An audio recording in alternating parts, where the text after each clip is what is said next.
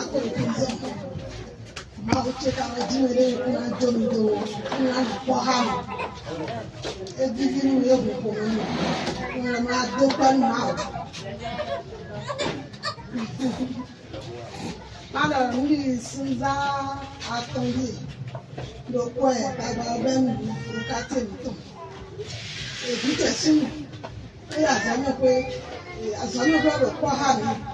John Diari tí o do correction ba re do ton jo mo do tun go do ta ba re de aji ba da ni la ji me de correction ba re mi de ji ro ti le ta gbe se je ro pe gbe de ni ko si ni gwa ba bi ala ko apo do ni ta o mo ai ho san san ha yo wa go do me de ta yin to no le lo won mi tun fi aji ka mi o bi se ni ba da ko fe mi to wa ti so o bi se o mi ti ni ya so ma so ni e da ko fe mi to wa ti so le ji eje njiro le ro gan mi to fi o ngo ofofo aton e fun le wa ofo jo da anu le be mi ni o mi ko mu le be mi wo no yo fo o da ko so njire e ja gba da ga o sa mi to ye me ne wa le wa ti o ko nai yo na ti ko lo nai to yo ni lo wa da yo nai e be ko we jo ko la jire jire e mo e lo mi le o to mi lo ga to sa mi la jire o fi e to wa do la so mo pe we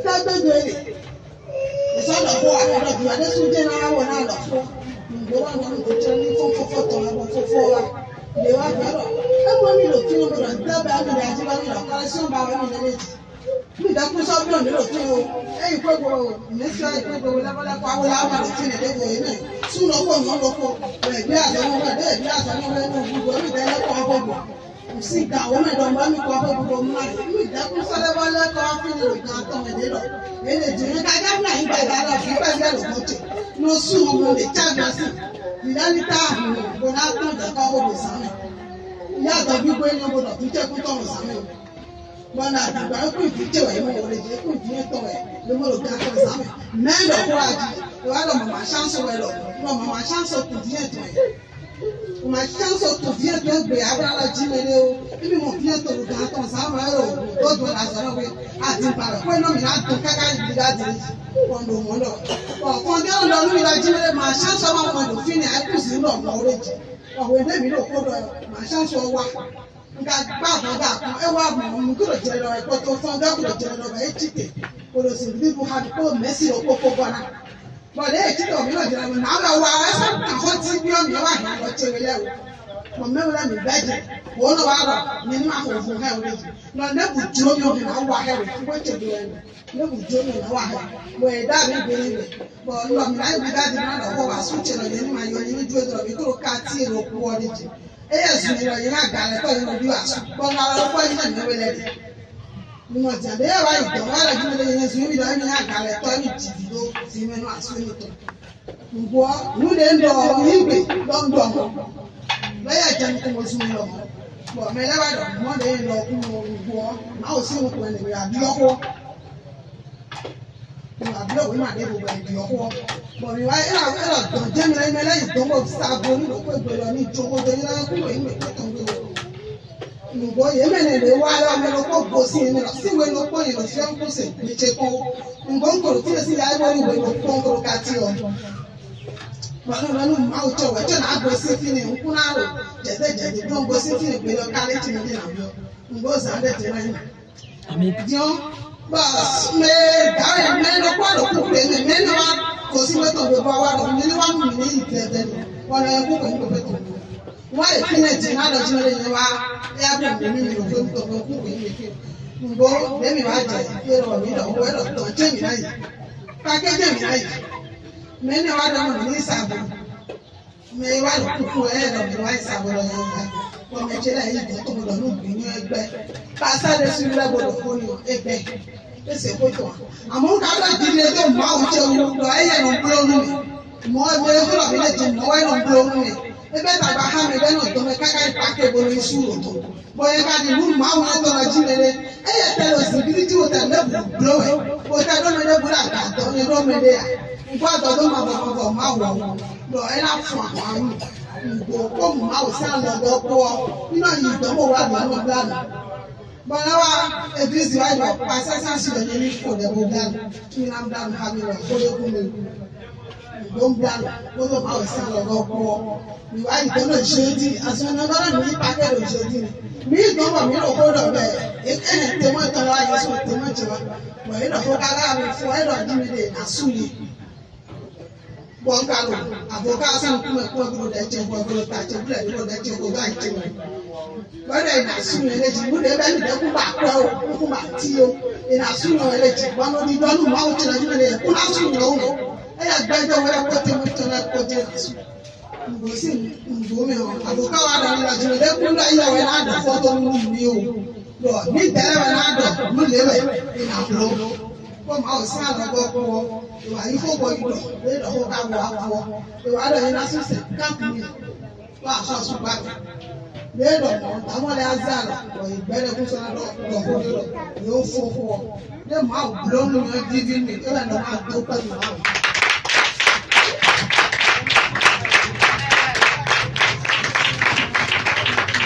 But I don't know how we do pass upon our life.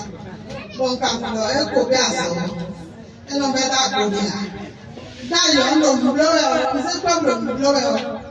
You want to come whatever you do, whatever you go to Benova. Why are they lying? God, go on mountain. Who's a problem? More than a block, you know, the super sissy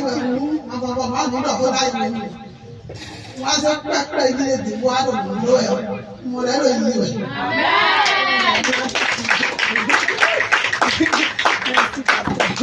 Amen.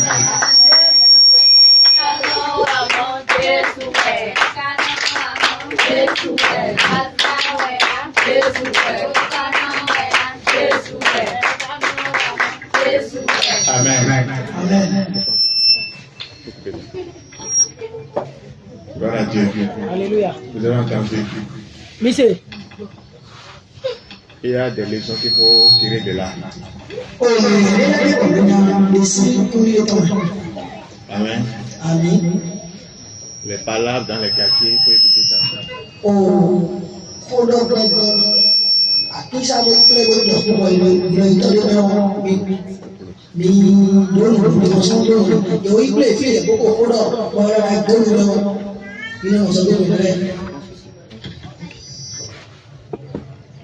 Amen.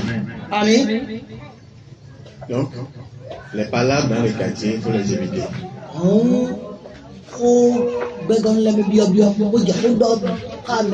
Allez parler de telle personne, de telle maison, il faut les éviter.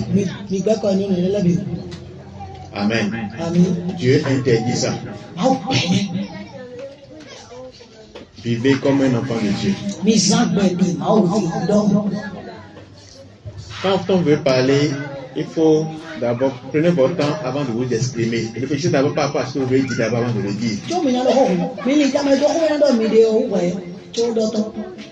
Vous ne savez pas d'où ça peut y aller. Ouais, d'une simple dispute, regardez ce qui s'est passé. Ce que d'autres font dans les quartiers pensent que, ouais, vous regardez comment c'est parti.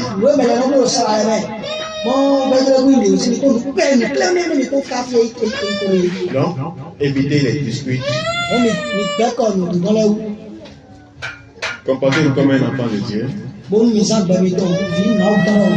voyez que vous serez beaucoup plus en paix aussi. Amen. Dieu était à l'œuvre.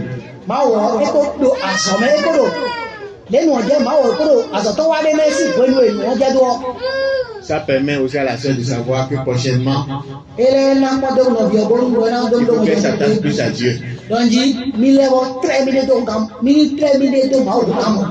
Et ceux qui sont autour d'elle aussi doivent voir comme déjà un truc sur lequel un modèle déjà pour qu'ils comprennent que attention.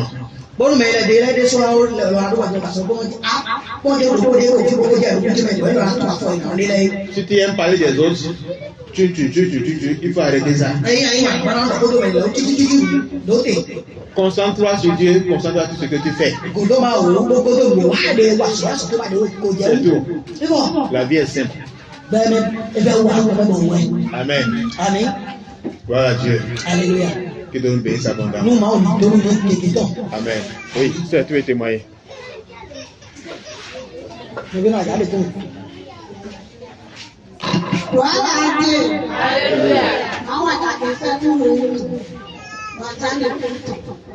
Mo kọ́kọ́ kò pàṣẹ ṣé lọ́wọ́ ìgbọ̀rọ̀ mi nàgbà. Ìgbọ̀ dáwọ́ ìwé ìbàdàn bí ọ̀gá ìjì. Wọ́n gbẹ́jà jẹ́ kórí ọ. Pàṣẹ lọ́rùn ìwà ìrọ̀ àjà àpò rẹ̀. Ìrọ̀ máa wọ̀ gbọdọ̀ nígbà ní fúlọ̀ gbọ̀rọ̀. Pèpín. Oúnjẹ àwọn ọ̀rẹ́ ọ̀dọ́ máa ń jẹ. Ìdè tùmọ̀ wa, gbọ́dọ̀ dẹ̀ máa tùmọ̀ wa láwọn ọ̀nà sẹ́gbẹ̀tọ̀ sẹ́kẹ̀. Gbọ́dọ̀ ọ̀dọ́ ọ̀gbìn. Wọ́n gbé bàdà wọn bí ọ̀nà àwọn ọ̀wọ̀ ní námi.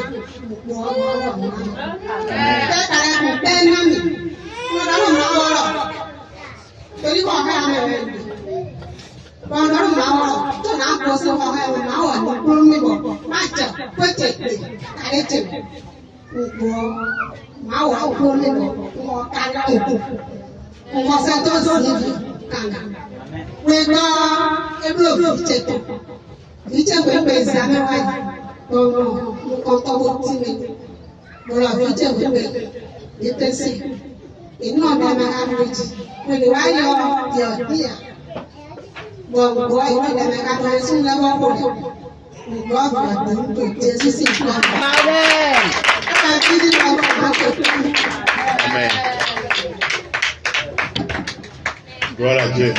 Alléluia. Gloire au Seigneur Jésus. Alléluia. Attache-toi à Dieu.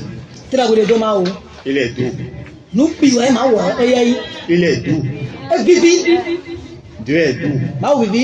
Quand on est avec lui, on est en paix, on a la joie, on vit bien, on vit mieux. Même si tu as le peu, tu vas mieux vivre que les ceux qui en ont beaucoup.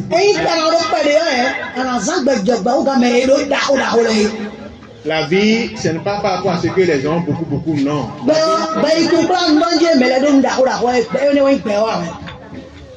Ceux que vous pensez qu'ils ont beaucoup d'argent, ils ne vivent même pas. Hein.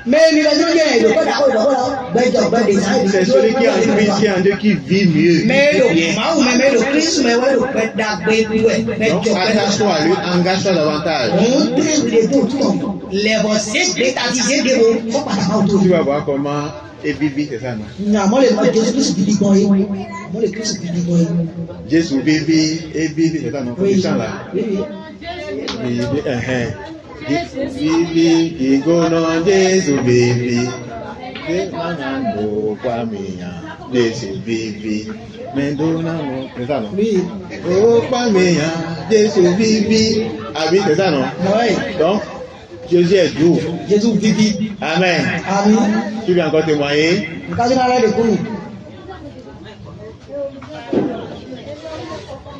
Gloire à Dieu. Alléluia. Alléluia. Et j'étais venu témoigner la dernière fois. Et je suis venu accomplir le témoignage. Parce qu'il y avait un détail que j'avais oublié de dire le jour-là. Et c'était par rapport au fait que dans le processus de la guérison et du cancer, en fait, Dieu m'avait révélé quelque chose dans le processus de la guérison. Et le jour-là, je n'avais pas évoqué ça. Donc, je suis venu évoquer ça. Pourquoi? Parce que, et compléter aussi. En fait, au moment où Dieu m'avait parlé comment est-ce que je devais procéder à la guérison, il m'a un peu montré c'était un composé que je devais faire pour pouvoir arriver à la guérison. Donc, j'ai pris les feuilles d'aloès et j'ai mélangé ça avec autre chose que j'ai commencé à utiliser. Et c'est là où j'ai commencé à voir le résultat. Donc, la semaine passée, oui, c'est la semaine passée. En fait, bien avant même la semaine passée, Et par rapport toujours au processus de la guérison, Dieu m'a encore amené à comprendre plus. Parce que quand je suis tombé malade, j'ai commencé à faire des recherches par rapport à la guérison. Quand tu étais malade, donc tu n'es plus malade? Non, je ne suis plus malade. Parce que avant je ne pouvais pas faire certains mouvements. En fait, j'avais toujours mal au dos, donc je ne pouvais même pas me baisser, tout ça là. Et vous voyez, aujourd'hui je peux danser même. Je peux danser, alors qu'avant je ne pouvais pas faire ces mouvements là. Donc, quand j'ai fait les recherches sur cette maladie, en fait, Dieu m'a révélé plein de choses par rapport à la guérison de cette maladie-là. Donc, il m'a amené à comprendre beaucoup de choses par rapport à la guérison de cette maladie. Donc, j'ai commencé à faire les recherches et j'ai commencé même à faire les recherches et comment faire pour maintenant entrer en possession des choses, des mélanges parce que en fait c'est dans le domaine de la chimie. Donc j'ai commencé à faire les recherches pour comprendre comment faire pour pouvoir entrer en possession de ces produits-là. Et j'ai trouvé sur Alibaba, j'ai trouvé certains produits. Donc la semaine passée, quelqu'un m'avait appelé. C'est un monsieur que je connaissais il y a quelques années passées. Il m'avait aidé quand j'ai commencé un boulot quelque part et je n'avais pas de moto. Il m'avait donné une moto. Donc le monsieur m'avait appelé la semaine passée et il a dit à sa femme de me voir, que je vienne le voir. Et j'avais pas eu le temps de partir. Donc le mercredi, on fait souvent l'enseignement chez le pasteur. Et sa femme m'avait appelé le mercredi. Donc moi je lui ai fait comprendre que je n'avais pas le temps pour passer la voir le mercredi. Pourquoi? Parce que j'allais à l'enseignement. Donc je devais aller là-bas le jeudi. Donc. Mais le jeudi, nuit, mes frères et sœurs, vraiment, je ne vais pas vous mentir, l'ennemi est toujours aux aguets. Il nous guette. Il nous guette. Si tu baisses la garde, il te. Mais par la puissance de Dieu, rien ne nous arrivera.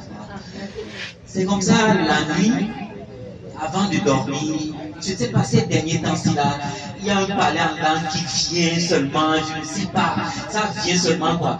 Et je parle en langue en désordre. Donc c'est comme ça, avant de dormir, je parle en langue. Et même je savais que dans mon sommeil, j'ai mis, parce que j'ai même enregistré même des paroles dans mon téléphone, j'ai mis ça.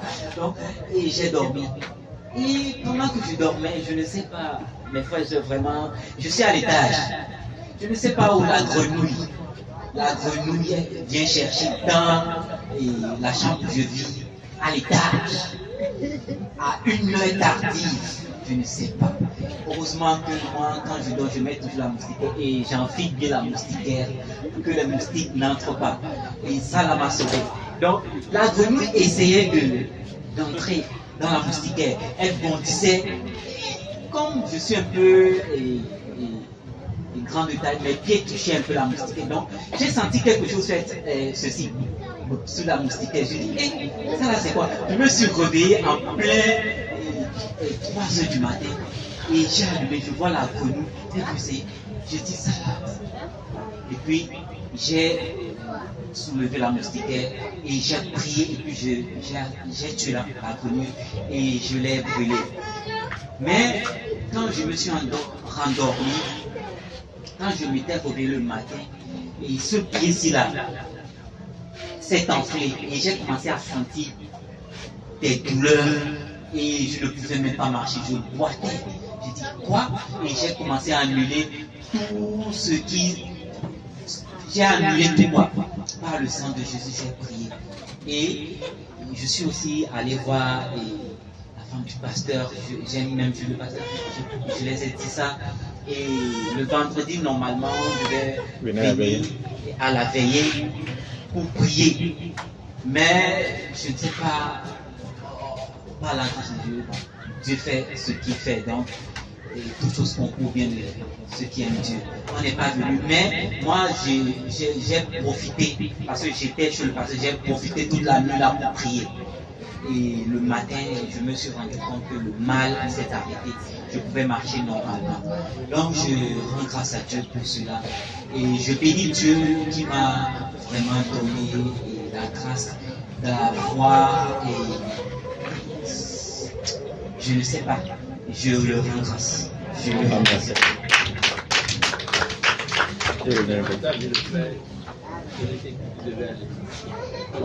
Oui, il a vu. Oui, voilà, j'ai même pas parlé de ça. Oui. Donc, j'ai vu le frère, voilà, ça c'est une partie que je ne dois pas oublier. J'ai vu le frère, je suis tellement embrouillé. J'ai vu le frère et voilà, il m'a fait comprendre ceci. Parce qu'il m'avait appelé pourquoi? Et on avait des projets dans le temps. Et il m'a dit, frère, je veux que toi et moi, on puisse réaliser les projets qu'on avait eu à vouloir entreprendre dans le temps. Donc, et tu vas me dire ce qu'il faut, si c'est l'argent, tout ça là. Donc, il a dit tout ça. Et moi, je lui ai fait comprendre, frère, je ne vais pas te mentir, si Dieu t'a mis cela à cœur, c'est parce que moi, actuellement, on avait des projets, je ne dis pas moi, mais actuellement, il y a un projet qui est dans mon cœur et qui brûle ardemment. Et je lui ai fait part du projet par rapport, en fait, c'est un processus qui va permettre à la guérison de plusieurs personnes par rapport à cette maladie qu'on appelle le cancer. Donc, c'est un aliment. Ce n'est même pas un médicament, mais c'est un aliment. Donc, ça permet à ce que tout le corps reprenne vie. C'est-à-dire s'il y a des cellules même qui sont mortes dans ton corps, ces cellules vont reprendre vie. Donc, et je lui ai parlé du projet, il m'a dit, frère, il faut combien? Donc, je lui ai narré tout et il m'a dit, ok frère, donc moi je vais mettre l'argent qu'il faut et toi tu vas acheter les produits. Donc, je suis allé sur Alibaba, j'ai chatté avec les gens d'Alibaba, ils m'ont donné les prix des produits avec tout ce qui va avec. Et le frère, il a remis de l'argent à sa femme. C'est pour cette raison que sa femme m'avait appelé et c'est où j'ai eu cette attaque. Donc c'était en fait le fait, c'est par rapport à ça que j'ai eu l'attaque. Je n'étais pas allé voir sa femme le jeudi. Pourquoi? Parce que j'avais ce mal. Donc c'est ça.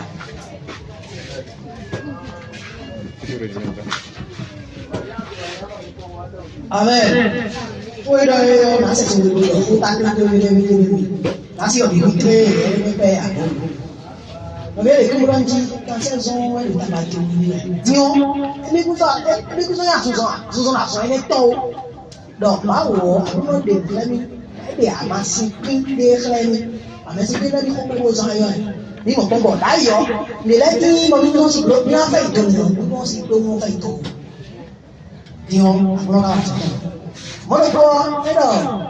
kita jaganya ono lah kapi, kami melondak kaya. Lalu tu fikir, aku besi, gosi nak kabo ayo, kita jika kabo dia kau.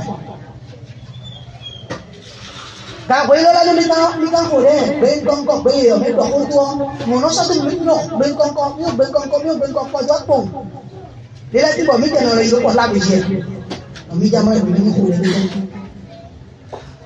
Saya ni kalau dia minyak mana, dah minum kuah, minum sang, tu sang boleh ganji, minum tang, tu sang boleh, bonum, bibir nawa sahaja kena minum, amu dah minum orang, siapa itu,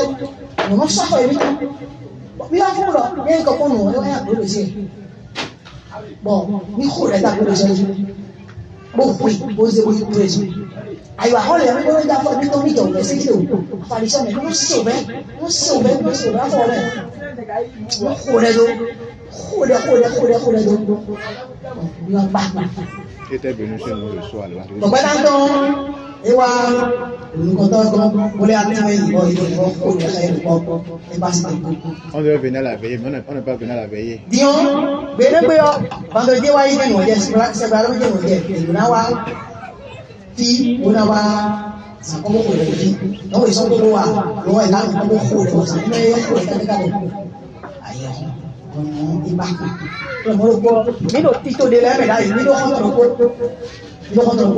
ko ne Iko noponu kwe titi kwe de. Di onkoto ile wa ilo mi. Kwe lo tuto ile bona wa so ile. Onkoto ilo mi onkoto tuto ye do lai. Danu mi ko mi lo abi lo tuto lo kubo. E lo mi ni ta. E wa yete. Ma o de ka mi lo je. Amasi pin de la na. Ma o de ka ba na ti de na ko kan se sa so. Don mi ba na ji. Mi na be ene o gbọ́dọ̀ mọ̀ tí gbogbo àṣọ nígbà àgbàtúmọ̀ gbogbo tí gbogbo àṣọ tó kéèké mẹ́rin àṣọ lẹ́jẹ́ kéèké ọ̀nà bí ọ̀nà ìmọ̀ wọ̀nyẹn lẹ́bi lẹ́nà sápẹ́ àpẹ́ ìwé lẹ́nà dúbọ̀ àmásí bí ọ̀rẹ́ màsí ní wọ̀nyẹn wọ̀nyẹn kọ̀ gbogbo pẹ̀lẹ́ lẹ́nà gbọ́dọ̀ àwọn àmásí lẹ́wọ̀n bí lẹ́nà sápẹ́ ìdè ní wọn pì bọ̀wọ̀ ìwé lẹ́wọ̀n yẹn lọ ẹ̀nà yìí tán sẹ́gbà ìwé òwúwẹ̀ ẹ̀rọ yìí tán àtàlẹ́ dɔw hun nyaayɛlɛ mi de ba yi kɔntɔ bi tɔ yɔ e ko se kɔ mi lo asi tɔgɔ mɔmi la de tɔ mi la yi bo yi wɔ tutu ne do yɔ yan ja jɔ ne waati ko we hun do ye wa wa nɔ bi yɔ mɔnɛ amen. Amen. Gloire à Dieu. Alléluia. Gloire au Seigneur Jésus. Alléluia. D'où ça va venir, on ne sait pas. Qui est bien, on a un beau dos et là, tu peux te regarder, tu penses que ça va venir, c'est faux. Qui est en train de parler comme un moment de vie, nous avons une attention de l'Iakimadoari. Là où ça va venir, tu ne sauras pas. Qui est là, ce qui est sûr, c'est que tu auras ça. Oui, bon, gabo, nous avons un amour. C'est que tu dois savoir, tu auras ça. Alors, quand on va dire, nous avons un mille partout, aller dire qu'on doit avoir un amour. Amen. Amen. Donc voilà. Il n'y a plus d'autres témoignages. Hein. Mais il y a quelqu'un d'autre qui veut témoigner. Amen. Donc s'il n'y en a plus, nous allons mettre fin à la réunion d'aujourd'hui. Je nous exhorte à être présents aux réunions. À la veille de prière. Plusieurs manquent maintenant. Or, c'est le moment de prier. Les gens disent, j'ai fait des rêves. C'est le moment de prier. C'est le moment de prier. Prier. Amen. Et nous réunions de prière. Pour prier. Ne reste pas à la maison de dormir. Laissez l'église attaquer.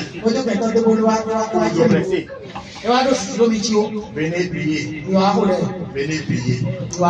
Venez prier ensemble, on est encore plus fort. Ensemble, on est encore plus fort. Nous devenons une grande armée pour combattre. Amen. Amen. Donc, le vendredi, on est là. On est là à 0 heure. Amen. Amen. Donc, ceux qui veulent faire le baptême encore, mais je ceux qui donnent le baptême, je vais le voir. mais il faut être Levez-vous. mais il faut nous y Ceux qui veulent non plus le baptême, mais il faut être Amen. Amen. Si tu as fait le baptême dans l'église, ce n'est pas ça. On doit t'enseigner. Amen. Amen. Donc, toutes ces personnes nous sont demandées à être présents à la veille de prière.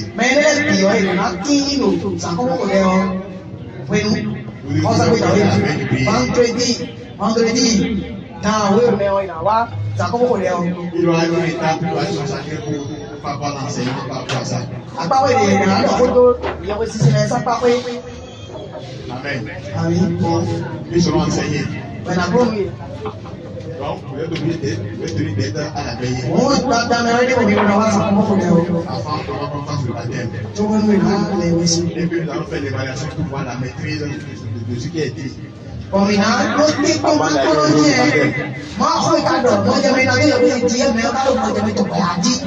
Amen. Amen. Assez.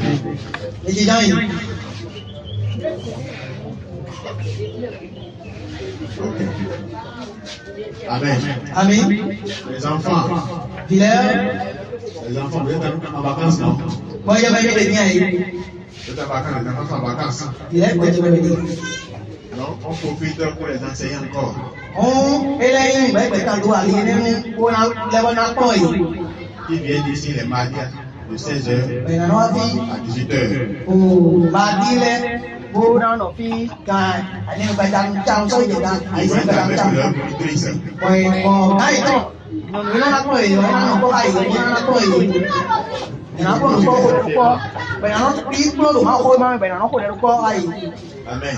Amen. Nous voulons les enfants bien bâtis en Christ. Mais donc, vieux, la première, tout l'autre aussi, le Christ en est là. Il est là, tout l'autre. Le Christ en est. Amen. Amen. Donc, faites tout pour les enfants bien. Amenez-les. Informez ceux qui ne sont pas là. Amenez-les. Vous aussi, vous pouvez attendre aussi pour les enseignements. Mais le soir, mais l'eau, bon, j'ai retrouvé mon numéro qui a bien mis en place, mais on l'a mis en place, l'autre pour maintenant, il est. Si quelqu'un ne peut pas attendre, arriver à la maison, quand ils arrivent à la maison, demandez-les qu'est-ce qu'on a appris. Et il m'a demandé quoi, il m'a dit, il m'a dit, Demandez-les. mais pas tout comme ça. Ils vont faire un résumé. Et là, c'est ce qu'on dit. Amen. Amen. Donc, vous aussi, vous pouvez être là aussi. Mais le soir, mais non, il y a Pour entendre, pas d'autre. pour recevoir des enseignements. Bois, il Poser me des questions. prend. Pour attendre bien, pour le bon Dieu, mettons. Amen. Amen. Que Dieu vous bénisse. Ah, on est économie. Il bénisse vos mains au nom de Jésus. Il donne à la maison, on dit aussi Il quand bénisse même. vos poches au nom de Jésus. Il donne à quoi, mais on dit aussi quand même. De quoi vous allez manger, vous manquerez au nom de Je Jésus. veux me la donner à la coupe, mais là. Amen. Amen. C'est bon? C'est bon pour la prière de clôture. Mais si tu es bon, il a.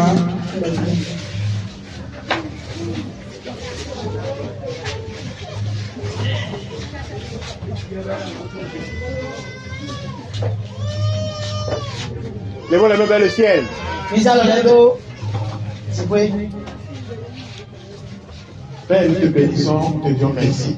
Non, mais c'est vrai, mais la tienne. Merci pour ce moment de communion avec ta personne. La tienne, nous. Bueno, quand tu t'amènes au cas, ouais, tu es là. Nous en sommes reconnaissants. Et tout, oui. Père, Tant. fais de nous tes enfants. Pour le moment, il y a une petite oui. Des enfants engagés Yes, c'est bêta. pour ta gloire. Nous sous toi. Des enfants qui témoignent ta gloire. Yeah, non, des coups sous toi. Fais de nous des privilégiés. Demi de faux. Seigneur, Agronom. impacte nos vies au nom de Jésus. Gaza mi toni gaza ina pata mai. Que le Saint-Esprit prenne le contrôle de nos vies au nom de Oh Jésus. yes, semeni ya kali gaza mi tela ji. Il dirige nos pas Eni dans kwa toute la kwa mitore, semaine. eni kwa mitore do. Il soit notre guide en toutes choses. No nupi ba. Que le Saint-Esprit nous défende Onu partout. ya semeni ti akundo mi ji ko bi no fi bi. Que la faveur de Dieu repose chacun de nous au nom de Jésus. Yo ne ma o toni ji to ko mi toni ji. Que nous recevons les faveurs des hommes aussi au nom de Jésus. On tro je ta ko le to me la ji ja mi to la ji. Que la grâce du Seigneur soit multipliée au nom puissant de Fa Jésus. ma o toni ku ja wo wo mi ja le. Rends-nous conscients de notre état de cœur Bolo bolo mi tu le ka mi to la de boy. afin que nous travaillions à enlever les mauvaises choses. Bolo mi wa so bolo mi na ka mi to la mi na de si. Apprends-nous à t'écouter. Bolo bolo mi na do to ya no. Apprends chacun de nous à t'écouter au nom de Jésus. Bolo bolo mi to mi na do to e. Sois notre guide. Yi me pa to mi to. Bénis la Seigneur pour chacun de nous. Nous te grands mi da mi to le. Que nous ramassons comme de la poussière au nom de Jésus. Aucun malheur ne nous atteigne au nom de Jésus. Allons dans la paix de Christ.